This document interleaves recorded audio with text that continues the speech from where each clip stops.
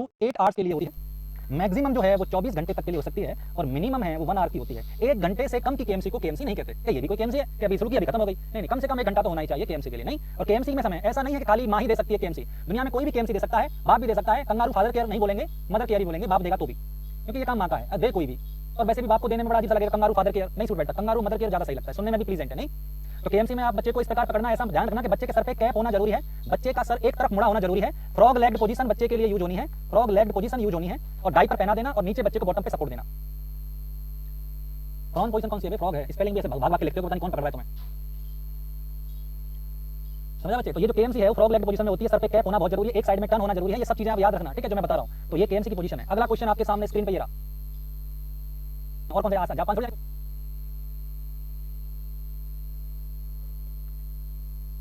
कौन सा कैरेक्टर मान्य होगा, यानी कौन सा कैरेक्टर है किसका? आयरन डेफिशिएंसी एनीमिया का। समझ रहे बच्चों? तो पहली बात एनीमिया है तो स्किन और कंजक्टिवा पेल कलर की होगी, तो ये तो होना ही है। पेलर तो मेन साइन है एनीमिया का, पेलर होना, व्हाइटिस होना तो मेन साइन है, तो ये तो कंफर्म है कि पहला तो है। फैटिक है, मैंने कहा एनीमिया है तो ऑक्सीजन की कमी है, ऑक्सीजन की कमी है तो एनर्जी कम है, और बेटा एनर्जी कम है तो बच्चा थका हुआ रहेगा, तो इसे कहेंगे फैटिक। तो बच्चे ये भी आंसर सही है। Growth retardation of child, anaemia हुआ है तो ऑक्सीजन की कमी से होगा, और जब ऑक्सीजन की कमी रहेगी तो बॉडी में कैलोरीज की कमी हो जाएगी, और जब कैलोरीज की कमी होगी तो पीसीएम हो जाएगा, और पीसीएम से बच्चे को क्या हो? पीसीएम टैबलेट नहीं है, प्रोटीन कैलोरी मान न्यूट्रिशन है, तो उससे क्या है? बच्चे की ग्रोथ रिटार्डेशन भी हो जाएगी। तो आंसर इज डी। क्या आंसर जाएगा? डी। पहचाना? यहां तू क्या देखने आया बे?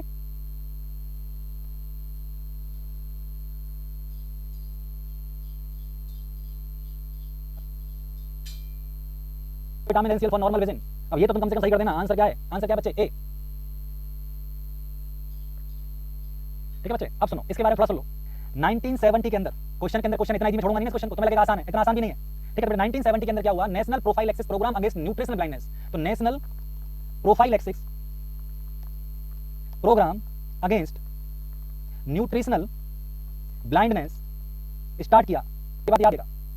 तब 1970 में स्टार्ट किया, क्लियर है। इसने कहा कि बच्चे को 1 से लेकर 3 साल तक, उस तब कहा गया था, आज नहीं, आज पे 5 साल, तब ये कहा था कि बच्चे को 1 साल से लेकर 3 साल तक बच्चे को हर 6 महीने में 2 लाख इंटरनेशनल यूनिट देनी है, क्लियर है। जिसको अभी चेंज करके जो लेटेस्ट है वो आपको पता ही है, सबसे पहली बार 9 मंथ पे देते हैं 1 लाख इंटरनेशनल यूनिट, क्लियर है। फिर इसको देते हैं बीपीटी के बूस्टर के साथ। सेकंड, ये फर्स्ट डोज है, इसका सेकंड डोज कब जाता है? ये बहुत इंपॉर्टेंट है, 16 से 18 महीने पर, 16 से 18 महीने पर विद बीपीटी बूस्टर, बीपीटी के बूस्टर के साथ जाता है, और कितने जाते हैं? 2 लाख। और उसके बाद एवरी 6 मंथ के अंदर इसके 2 लाख इंटरनेशनल यूनिट जाते हैं। टोटल डोज कितने देते हैं? टोटल कितने डोज देते हैं? आंसर है 9। और कितनी यूनिट देते हैं? आंसर है 17 लाख। समझ आया बच्चे? ये पॉइंट याद रखना जो मैंने कहा है, क्लियर है। तो ये जो चीजें वन बाय वन करके मैंने बोली है, 1970 में स्टार्ट किया था national profile access program against nutritional blindness, और इसने कहा था कि पहले ये 1 से 3 साल के बच्चों के लिए था, अब ये ऐसे कर दिया कि पहला डोज देते हैं 9 महीने पर 1 लाख, दूसरा डोज बूस्टर लगाया जाता है, सॉरी दूसरा डोज डीपीटी के बूस्टर के साथ लगाते हैं, और वो कब लगाते हैं? 16 से 18 महीने पे 2 लाख इंटरनेशनल यूनिट देते हैं। उसके बाद हर 6 महीने में 2 लाख देते हैं, टोटल 9 डोज होते हैं, और 17 लाख आपको देनी है इंटरनेशनल यूनिट। समझ आया बच्चे? क्वेश्चन ये है कि इसकी जो बोतल होती है, विटामिन ए की बोतल को ओपन करने के बाद 6 से 8 वीक में ही यूज करना है, उसके बाद इसे यूज नहीं करना है, याद रखना बच्चे।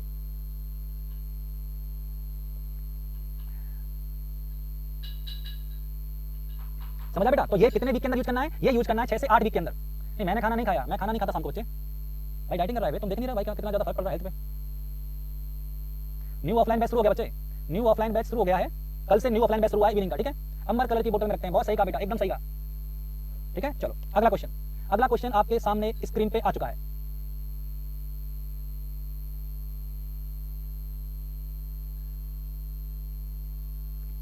से 8 है बेटा, इवनिंग बैच में शुरू हुआ है जो नया वाला, पता चल रहा है। ये जो प्रॉब्लम है वो रेस्पिरेटरी की है, और इस रेस्पिरेटरी की प्रॉब्लम में ये कह रहा है कि चेस्ट अंदर धस गया है, नेजल फ्लेयरिंग हो रही है, और ग्रंटिंग की आवाज आती है सांस को छोड़ते समय, इसे क्या हुआ? आंसर है बेटा न्यूमोनिया। क्या आंसर है इसका? न्यूमोनिया।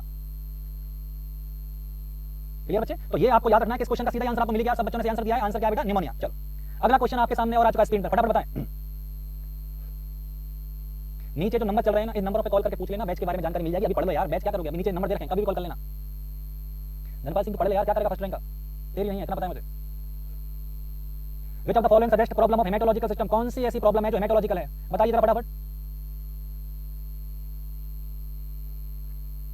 ब्लड की समस्या कौन सी कह रहा है? ब्लड से रिलेटेड प्रॉब्लम कौन सी है? और ब्लड से रिलेटेड प्रॉब्लम यानी हीमोग्लोबिन से रिलेटेड प्रॉब्लम, हीमोग्लोबिन से रिलेटेड प्रॉब्लम यानी हीम से रिलेटेड प्रॉब्लम, हीम से रिलेटेड प्रॉब्लम यानी प्रोटोपोरफायरिन से रिलेटेड प्रॉब्लम, और प्रोटोपोरफायरिन से रिलेटेड प्रॉब्लम मतलब बिलिरुबिन से रिलेटेड प्रॉब्लम, और बिलिरुबिन से रिलेटेड प्रॉब्लम मतलब जॉन्डिस की प्रॉब्लम। तो आंसर तुम्हें मिल गया होगा बच्चे, आंसर है जॉन्डिस। क्या आंसर है? जॉन्डिस।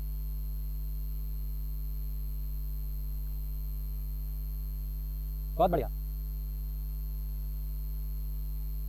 चलो बहुत बढ़िया। अगला क्वेश्चन आपके सामने स्क्रीन पे ये रहा। अगला क्वेश्चन आपके स्क्रीन पे आ चुका है, फटाफट क्वेश्चन का आंसर करें।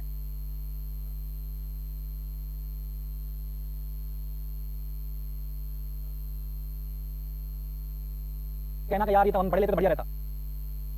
टू चाइल्ड, माता जी से बच्चे जी को ट्रांसमिशन होने से बचाने के लिए कौन सा ड्रग दिया जाता है, इसके बारे में प्रकाश डालिए। नेविरापिन, तो न्यू गाइडलाइन के हिसाब से आंसर कर दीजिए, पुराना वाला ऑप्शन में नहीं दे रखा है। समझ आए बच्चे? तो आंसर क्या जाएगा? नेविरापिन।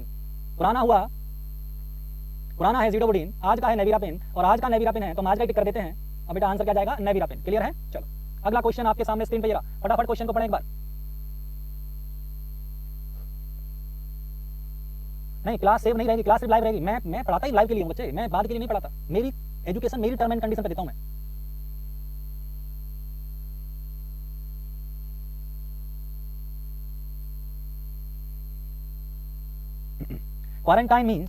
Quarantine means healthy individual after exposure to disease are kept under observation for longest incubation period of disease. Quarantine is the method of quarantine। कौन से लेवल का प्रिवेंशन है? लेवल ऑफ प्रिवेंशन मैंने बहुत डिटेल में पढ़ाई थी मेरी क्लास के अंदर, सीएचओ क्लास जो मैंने ली थी यूट्यूब पे, उसमें मैंने बहुत अच्छे से समझाया था कि कौन कौन से प्रीमोडियल होते हैं, कौन से प्राइमरी, कौन सेकेंडरी और कौन टर्सरी। इसके बारे में मैं बता चुका हूं, फिर भी थोड़ा बहुत क्योंकि क्वारंटाइन वर्ड आया है उसके बारे में बता देता हूं। तो जो बेटा क्वारंटाइन एक्ट है, वो जो क्वारंटाइन एक्ट है वो कब आया था? 1870 में आया था सबसे पहली बार। क्वारंटाइन का मतलब होता है 40 डेज। क्वारंटाइन का मतलब होता है 40 डेज, यानी restricted of the activities of the client who is exposed to any communicable disease. वो व्यक्ति जो किसी भी कम्युनिकेबल डिजीज से एक्सपोज हो चुका है, उस व्यक्ति को उस डिजीज के मैक्सिमम इंक्यूबेशन पीरियड तक रेस्ट्रिक्ट करके रखना क्वारंटाइन कहलाता है। वो ये पूछेगा कितने टाइम तक रखोगे, आंसर है मैक्सिमम इंक्यूबेशन पीरियड। जो उस डिजीज का मैक्सिमम इंक्यूबेशन पीरियड होता है। टेस्ट में एमसीक्यू सेव रहेगा प्लीज सर, आप बोले थे टेस्ट में एमसीक्यू सेव रहेगा। मैं ये बोला था कि टेस्ट की क्लास में यूट्यूब पे लूंगा। सगुन गोस्वामी, तो एक तो सो के आते हो तुम लोग, कर क्या रहे थे बे? तो मैक्सिमम इंक्यूबेशन पीरियड तक रहता है, समझ आए बच्चे? कौन सा? That is for the quarantine. अब जो क्वारंटाइन है वो सबसे पहली बार ये अप्लाइड किसके लिए हुआ था? आंसर है प्लेग। किसके लिए हुआ था? प्लेग के लिए। ठीक है बच्चे? और क्वारंटाइन पुराना वर्ड है, क्वारंटाइन को आज की डेट में नया वर्ड बोलते हैं, और quarantine is replaced by active surveillance. Quarantine is replaced by active surveillance. तो आज की डेट में क्वारंटाइन से बेटर है एक्टिव सर्विलेंस। तो एक्टिव सर्विलेंस ज्यादा यूज में आता है, ये कोरोना में बहुत अच्छे से काम में आया है। तो बच्चे याद रखना, क्वारंटाइन को अब किससे रिप्लेस कर दिया गया है? एक्टिव सर्विलेंस से। प्राइमरी, समझ आ रहा है बच्चे? तो आंसर याद रहेगा, आंसर है प्राइमरी प्रिवेंशन। अगला क्वेश्चन आपके सामने स्क्रीन पे ये रहा।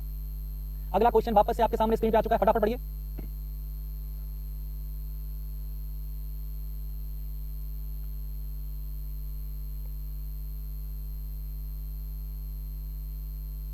मिस्टर रमेश आइसोलेशन क्वारंटाइन से अलग होता है। A Ramesh age 38 year is diagnosed in case of rheumatic fever. उसे क्या डायग्नोस हुआ है? रूमेटिक फीवर डायग्नोस हुआ है। तो डॉक्टर ने कहा दवाई ले लो। बोले कौन सी दवाई लेंगे? पेनिसिलिन ले लो। पेनिसिलिन काहे के लेंगे? वो ड्रग ऑफ चॉइस है। किसके लिए? रूमेटिक फीवर के लिए। तो मैंने कहा बढ़िया है, कब लेना है? हर 2 वीक में लेना है। तो मैंने कहा ले लेंगे, इलाज ही तो है। अच्छा इलाज है क्या ये? मैंने कहा इलाज ही तो है, पेनिसिलिन इलाज है ना। तो इलाज का मतलब फिर ये हुआ कि इलाज तो सेकेंडरी प्रिवेंशन के अंदर जाएगा। Treatment is include in secondary prevention. तो आंसर क्या हो गया? Secondary prevention. क्लियर बच्चे? चलो अगला क्वेश्चन। अगला क्वेश्चन आपके सामने स्क्रीन पे ये रहा, फटाफट पढ़ें। ऐप पे जाके पोस्टर देख लो, पता पड़ जाएगा अगला टेस्ट कब है। ठीक है?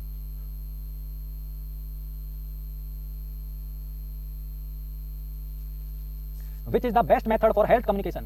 Which is the best method for health communication to motivate an eligible couple? एक एलिजिबल कपल को मोटिवेट करना है टू अडॉप्टिंग कॉन्ट्रासेप्टिव प्रैक्टिस। नई शादी हुई है किसी कपल की और आपने उसको, कुछ बच्चे कह रहे हैं ए, कुछ बच्चे कह रहे हैं ए, ग्रुप डिस्कशन। ग्रुप डिस्कशन क्या? उनसे 4-5 कपल को बैठा के उनको आपस में बताओगे कि भाई लड़ लो पहले कौन सा, एक ओसीपी कह रहा है, कौन कह रहा है प्रॉपर्टी। तो ग्रुप डिस्कशन काहे को करना है बच्चे? एक एलिजिबल कपल आया है, उसे मोटिवेट करना है कि साहब कॉन्ट्रासेप्टिव का यूज कर लीजिए, नई शादी हुई है, थोड़ा जी लीजिए। ऐसे करके आप जो समझा रहे हो उसके लिए ग्रुप डिस्कशन करने की जरूरत थोड़ी है, नहीं है ना। प्रिंटेड मटेरियल और फैमिली प्लानिंग, पता पड़ा एलिजिबल कपल आया तो मैंने हाथ में नोट्स पकड़ा दिया, घर चला गया। कौन से नोट्स? कॉन्ट्रासेप्टिव के, किसके? बोले पीडा वाले सर ने पढ़ाया था। क्या बोला? कॉन्ट्रासेप्टिव। तो फोटो कॉपी कराई नोट्स की और पकड़ा दिया, घर पढ़ लियो। ऐसे ही करेगा तो फिर तुम्हारे पास ही काय किताब से पढ़ लेगा ना।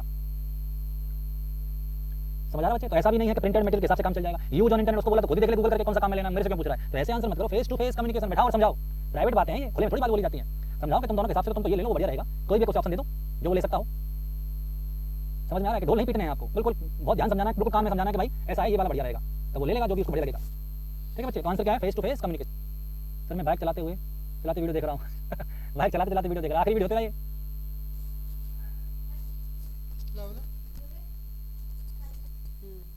फटाफट क्वेश्चन का आंसर करो।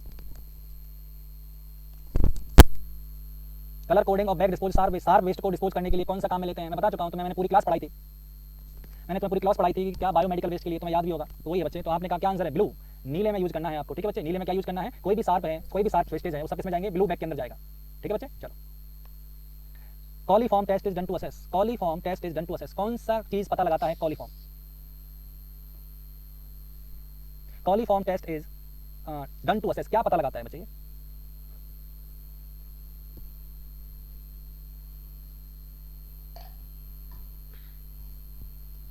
Coliform test. तो बच्चे सबसे पहले कॉलीफॉर्म की बात कर लें, तो कॉलीफॉर्म एक बैक्टीरिया होता है। ये कॉलीफॉर्म बैक्टीरिया होता है जो प्रेजेंट होता है, कहां पर प्रेजेंट होता है, एलिमेंट्री कैनाल के अंदर, एलिमेंट्री कैनाल के अंदर। किसकी एलिमेंट्री कैनाल, एनिमल की और ह्यूमन की, एनिमल और ह्यूमन की एलिमेंट्री कैनाल के अंदर इकट्ठा होता है बच्चे, कौन, कॉलीफॉर्म, क्लियर है। अब ये जो कॉलीफॉर्म है वो किसके अंदर है, एनिमल और ह्यूमन की जो एलिमेंट्री कैनाल है उसके अंदर है। तो एलिमेंट्री कैनाल है तो फिर स्टूल के अंदर भी आएगा, अरे हाँ ना। और ये स्टूल आपने कहाँ पास कर दिया, बिल्कुल खुले में पास कर दिया, नदी किनारे, वहीं बैठे, वहीं फ्री वहीं धोके खड़े हो गए। तो ऐसा जो तुम कर रहे हो ना, गाँव में तो ये होता है कि बहती नदी तुम्हारी है, कहीं डुबकी मारो अपना भी धुल जाएगी। तो इन सेंस में क्या होता है कि स्टूल किसमें मिल जाता है, वाटर के अंदर, और स्टूल में वाटर जाएगा तो स्टूल के अंदर क्या है, बैक्टीरिया, तो वाटर के अंदर भी क्या हो जाएगा, बैक्टीरिया, समझ आ रहा है। तो बैक्टीरिया से वाटर क्या हो जाएगा, कंटामिनेटेड, क्या हो जाएगा, कंटामिनेटेड। और कंटामिनेटेड होने का पता लगाता है कौन सा टेस्ट, कॉलीफ्लावर टेस्ट, कौन सा है, कॉलीफ्लावर टेस्ट, समझ आया बच्चे। तो ये जो कॉलीफ्लावर है ये बैक्टीरियाज होते हैं जो प्रेजेंट होते हैं एलिमेंट्री कैनाल के अंदर, और एलिमेंट्री कैनाल के अंदर जो होते हैं वो किस किस के होते हैं, एनिमल के और ह्यूमन के अंदर होते हैं। तो उनके स्टूल में भी होता है, और उनके स्टूल में भी होता है, तो फिर स्टूल अगर पानी में चला जाए तो पानी में भी ग्रोथ हो जाती है, और पानी में ग्रोथ हो गई तो इसका मतलब क्या है कि पानी कंटामिनेट हो जाएगा, और पानी कंटामिनेटेड है तो इसका मतलब है कि आपको वही तो पता लगाना है, bacterial contamination of water, answer is a.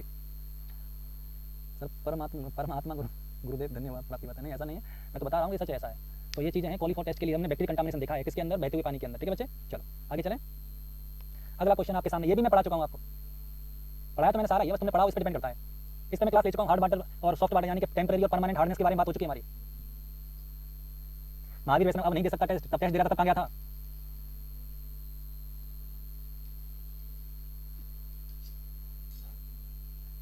Temporary hardness of water, temporary hardness of water, क्या कॉज है टेम्पररी हार्डनेस का। तो बेटा जो टेम्पररी हार्डनेस होती है ना, टेम्पररी हार्डनेस का जो कॉज है वो देखिए, टेम्पररी हार्डनेस का कॉज होता है presence of magnesium and calcium carbonate. कौन कौन से, मैग्नीशियम एंड कैल्शियम के जो कार्बोनेट होते हैं वो करते हैं बेटा क्या, टेम्पररी हार्डनेस। तो आंसर तो मिल गया कैल्शियम बाइकार्बोनेट और बेटा कौन सा, मैग्नीशियम बाइकार्बोनेट। तो ये दोनों आंसर, तो आंसर क्या चला गया, आंसर चला गया डी, क्लियर है। अब ये तो टेम्पररी के बारे में बात होगी, परमानेंट कौन करता है वो बताइए। तो परमानेंट कौन करता है, फटाफट बताओ सब बच्चे, परमानेंट हार्डनेस कौन करेगा, that is the salt of magnesium and calcium, ठीक है बच्चे। कौन कौन से मैग्नीशियम और कैल्शियम के जो साल्ट है, कौन से, क्लोराइड, करते यही है, मैग्नीशियम और कैल्शियम इनके कौन कौन से, क्लोराइड एंड सल्फाइड, इनके क्लोराइड साल्ट और सल्फाइड साल्ट, ये दोनों साल्ट जो हैं क्या करते हैं, परमानेंट हार्डनेस करते हैं। और कार्बोनेट साल्ट कैसा करता है, टेम्पररी करता है। परमानेंट इसको इसलिए बोलते हैं कि बॉइलिंग से ये दूर नहीं होती। टेम्पररी हार्डनेस वो होती है जो पानी को उबालने से दूर हो जाए, और परमानेंट वो होती है जो पानी को उबालने से दूर नहीं होती है। समझ आया बच्चे। तो क्लोराइड और सल्फाइड दोनों किसके होते हैं बच्चे, परमानेंट करते हैं, कैल्शियम और मैग्नीशियम के, और कार्बोनेट क्या करते हैं, टेम्पररी करते हैं। क्लियर बच्चे, बहुत बढ़िया। आगे चलें, आगे अगला क्वेश्चन आपके सामने स्क्रीन पे रहा। ये टेस्ट क्वेश्चन मैं ऑलरेडी करा चुका हूं, फिर भी वापस से मैंने इसलिए दिया है कि आपको याद रहे, इंपॉर्टेंट है, तो क्वेश्चन में कहीं कंफ्यूजन ना हो आपको।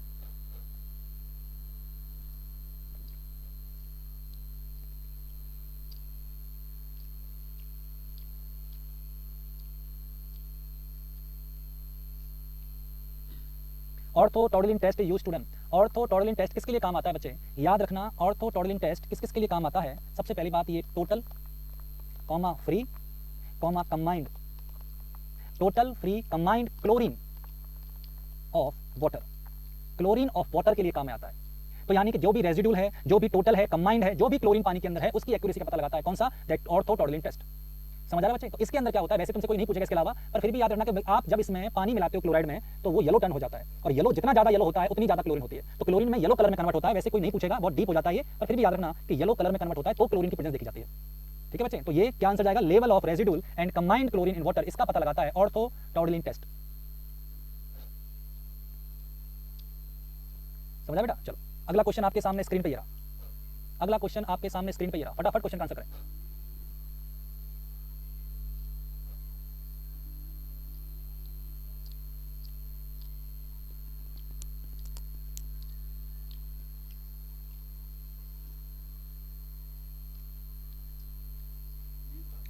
क्या आंसर बेटा, अश्वनी ने कहा बी, नियम ने कहा बी, उस्मान ने कहा बी, रोज ने कहा ए, गजराज ने कहा बी, बहुत बढ़िया। Disinfection action of chlorine in water due to, देखो बच्चे एक बात ध्यान सुनना कि कौन सा ऐसा एक्शन है जो डिसइंफेक्टेंट करवाता है। पहली बात कि जैसे ही आप क्लोरीन को ऐड करते हो पानी के अंदर, किसके अंदर ऐड करते हो, पानी के अंदर, तो बेटा बनता क्या क्या है, सबसे पहले बनता है एक तो HCl, ठीक है, और एक बनता है HOCl, एक बनता है HCl और एक बनता है HOCl। HCl का नाम है हाइड्रोक्लोरिक एसिड, ये कौन सा है, हाइड्रोक्लोरिक एसिड, क्लियर है। और ये दूसरा वाला जो बनाया कौन सा बनाया, दैट इज हाइपोक्लोरस एसिड, कौन सा बच्चे, हाइपोक्लोरस, हाइपोक्लोरस। अब ये जो हाइपोक्लोरस है ये आगे जाकर डिवाइड होता है और ये क्या बनाता है H plus and OCl plus, तो ये HOCl कन्वर्ट होता है H प्लस एंड OCl। समझ आ रहा है बच्चे? तो कोई आपसे ये पूछे कि कौन सा इनमें ज्यादा इंपॉर्टेंट है, दोनों ही काम करते हैं, हाइड्रोक्लोरिक एसिड भी और हाइपोक्लोरस भी, पर कौन सा ज्यादा इंपॉर्टेंट है? आंसर है मोस्ट इंपॉर्टेंट कौन सा है? हाइपोक्लोरस। कौन सा बेटा? हाइपोक्लोरस ज्यादा अच्छा है। अगर आप डिसइंफेक्शन की बात करो किसकी? क्लोराइड की वजह से, क्लोरीन की वजह से कौन ज्यादा अच्छे से करता है? तो आंसर है हाइपोक्लोरस ज्यादा अच्छे से करता है। तो क्लोरीन की जो प्रॉपर्टी है डिसइंफेक्टेंट की, वो क्या बनने की वजह से होती है? वो हाइपोक्लोरस के बनने की वजह से होती है। आई होप आपको इतना समझ में आ रहा होगा बच्चे। तो ये जो क्वेश्चन है आपके, अगला क्वेश्चन आपके सामने स्क्रीन पे और आ चुका है। अगला क्वेश्चन आपके सामने स्क्रीन पे आ चुका है। ये बहुत इंपॉर्टेंट क्वेश्चन है, मेरे हिसाब से एग्जाम में जरूर पूछेगा और आप इसको जरूर याद रखिएगा। देखते हैं कितने बच्चों ने इसका आंसर सही दिया है। लेट्स सी कितने कितने बच्चों के आंसर सही है। और अभी तक जिन्होंने इसको चैनल को सब्सक्राइब नहीं करा, लाइक नहीं करा क्लास को, कोई बात नहीं, अच्छी बात है, करना चाहिए था तुमको बेटा। चैनल आपके लिए इतनी मेहनत करता है, बहुत कुछ अच्छी चीजें प्रोवाइड करता है, तो आपको चैनल को सब्सक्राइब करना बनता है। नहीं, चलो बहुत अच्छे। India's most common cause of IMR का सबसे मोस्ट कॉमन कॉज इंडिया में कौन सा है? बहुत से बढ़िया, बहुत बढ़िया आंसर दे रहे हैं बच्चे सारे, और ये जानकर बड़ी खुशी हुई। तो मैं वन बाई वन करके बता देता हूँ कौन कौन से मेजर कॉज है। ठीक है बच्चे? Pre maturity oblique low birth weight, pre maturity oblique low birth weight 35.9% cause है आईएमआर का। कौन सा? प्री मैच्योरिटी और लो बर्थ वेट 39.5% कॉज है किसका बच्चे? आईएमआर का। Pneumonia, pneumonia most common cause नहीं है, पर ये काफी बड़ा कॉज है, 16.9%, 16.9% है। बर्थ एस्पाइक्सिया एंड बर्थ ट्रॉमा, तुम ये मत सोचो कि मैं खाली पेपर सॉल्व करवा रहा हूं, मैं तुम्हें हर वो चीज बता रहा हूं जो तुम्हारे लिए जरूरी है। 9.9% कॉज है आईएमआर का। अदर नॉन कम्युनिकेबल डिजीज कितने परसेंट कॉज करती हैं? 7.9%। कंजेनाइटल एनोमलीज करती हैं कितने percent? That is 6.7%, sorry that is 4.6%। Diarrhoea कितना करता है? ये बड़ा इंपॉर्टेंट है, डायरिया के पीछे पड़े रहते हो तुम। डायरिया कितना करता है? डायरिया करता है 6.7%। कितना करता है? डायरिया करता है 6.7%। और सेप्सिस करती है मात्र कितने परसेंट? 4.2%। तो बेटा ये सारे जो मैंने आपको बताए हैं, ये सारे मैंने आपको इसलिए बताए कि कभी कोई आपसे एग्जाम में पूछ ले तो आपको आंसर टिक करने में प्रॉब्लम नहीं आनी चाहिए कि कौन कितना बड़ा कॉज है किसका।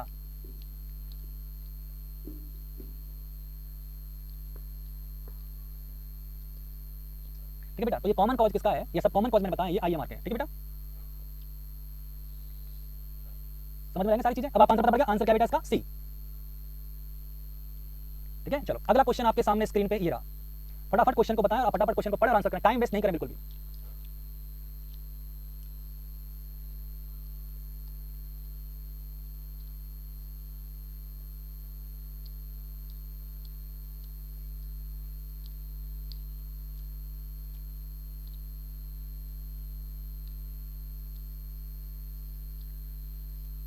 Which is the mechanism of action for intrauterine device?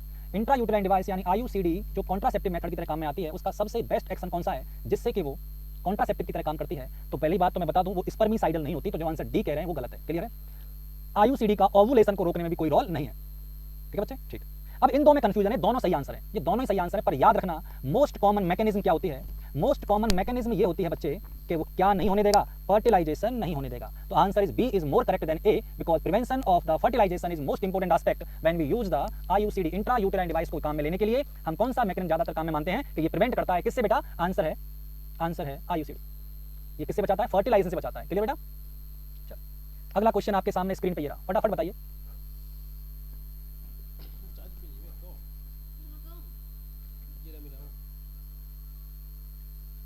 कोई बात नहीं अनिल, एग्जाम में गलत नहीं होना चाहिए। Which of the following is not a natural contraceptive method? Natural का मतलब समझते हो आप? नेचुरल का मतलब ये कि आपने कोई भी कॉन्ट्रासेप्टिव मेथड एक्स्ट्रा काम में नहीं लिया है। क्लियर?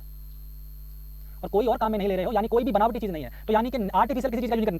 कैलेंडर मेथड नेचुरल है। सेफ पीरियड देख लो, रिस्की पीरियड देख लो, रिस्की में रिस्क मत लो, सेफ में रिस्क ले लो, तो प्रेगनेंसी नहीं होगी। समझ आ रहा है? तो 11 से 16 दिन हाईली रिस्की होते हैं। क्या होते हैं? हाईली रिस्की होते हैं। तो इस समय तो बिल्कुल अवॉइड करना चाहिए, चाहे कोई बर्थडे हो चाहे कोई फंक्शन हो, अवॉइड करो तो बेटर है। नहीं, कोई भी सेलिब्रेशन हो रहा हो, चाहे न्यू ईयर हो चाहे बर्थडे सेलिब्रेशन हो, तो अवॉइड करो इस पीरियड को। कौन से टाइम को? 11 से 16वें दिन को। नहीं, बढ़िया रहोगे। तो ये नेचुरल मेथड है कैलेंडर के हिसाब से। ठीक है? कोइटस इंटरप्टस बताइए आपको। कोइटस इंटरप्टस मतलब विड्रॉवल, कि आपको टाइम पे जब लग रहा हो कि इजैकुलेशन होने वाला हो तो आप विड्रॉ कर लीजिए, और विड्रॉ करने से क्या होगा कि आपका सीमेन बाहर रहेगा, और आपका सीमेन बाहर रहेगा तो फिर सीमेन बाहर रहेगा तो फिर फर्टिलाइजेशन नहीं हो पाएगा ना, और फर्टिलाइजेशन नहीं हो पाएगा तो इसका मतलब यही है कि फिर प्रेगनेंसी नहीं होगी, और प्रेगनेंसी नहीं होगी तो इसका मतलब ये कॉन्ट्रासेप्टिव तो है नहीं, तो कॉन्ट्रासेप्टिव है, ये बात आपको पता होनी चाहिए अच्छे से। तो कॉन्ट्रासेप्टिव है कोइटस इंटरप्टस। पर प्रॉब्लम ये क्या है कि आजकल की जनरेशन हो गई है मैगी, आजकल की जनरेशन मैगी हो गई है, 2 मिनट लगते हैं मैक्सिमम, तो इसमें क्या ही रोकेगा क्या ही नहीं रोकेगा, तो वो तो बहुत चांस कम है तुमसे कुछ होने का, तो बेटर है you can use extra method. Okay, तो इसके भरोसे मत रहना क्योंकि यही है मैक्सिमम टाइम। तो कोइटस इंटरप्टस का मेन फेल होने का कॉज है प्रीमैच्योर इजैकुलेशन। प्रीमैच्योर इजैकुलेशन जो है वो मेन कॉज है कोइटस इंटरप्टस को फेल होने का। समझ आ रहा है बच्चे? तो ये सारी चीज आपको ध्यान में रखनी है। क्लियर? चलो उसके बाद हाँ, देन सेक्सुअल एब्सटिनेंस बोला, करो मत, कोई भी चीज ऐसी एक्टिविटी मत करो। तो ये सारे जो है वो कौन से natural progesterone only pills, POP, progesterone only pills. ये जो प्रोजेस्टेरोन ओनली पिल्स है वो क्या करती है बच्चे? प्रोजेस्टेरोन ओनली पिल्स एक आर्टिफिशियल मेथड है। किसका है? आर्टिफिशियल मेथड है, जिसके बारे में हम यूज करते हैं कि ये आर्टिफिशियल है और ये नेचुरल नहीं है। इसमें हम हार्मोन का यूज करते हैं आर्टिफिशियल तरीके से, और हार्मोन का यूज करोगे तो ये क्या कहलाएगा? That is artificial, is not natural. तो आंसर इज बी। आंसर क्या है बच्चे? बी। आई होप आपको समझ में आ गया बच्चे। तो अगली की कहानी, अगला ब्रेक हम लेते हैं 5 मिनट का ब्रेक, और आफ्टर 5 मिनट हम वापस मिलेंगे और कंप्लीट करेंगे। जाइएगा मत, रात बाकी है, क्वेश्चंस बहुत बाकी हैं। 5 मिनट के बाद मैं वापस आता हूं और कंटिन्यू करूंगा यहीं से। तब तक के लिए हल्के हो गया, ये जो भी नित्य क्रम है पूरे कर लीजिए।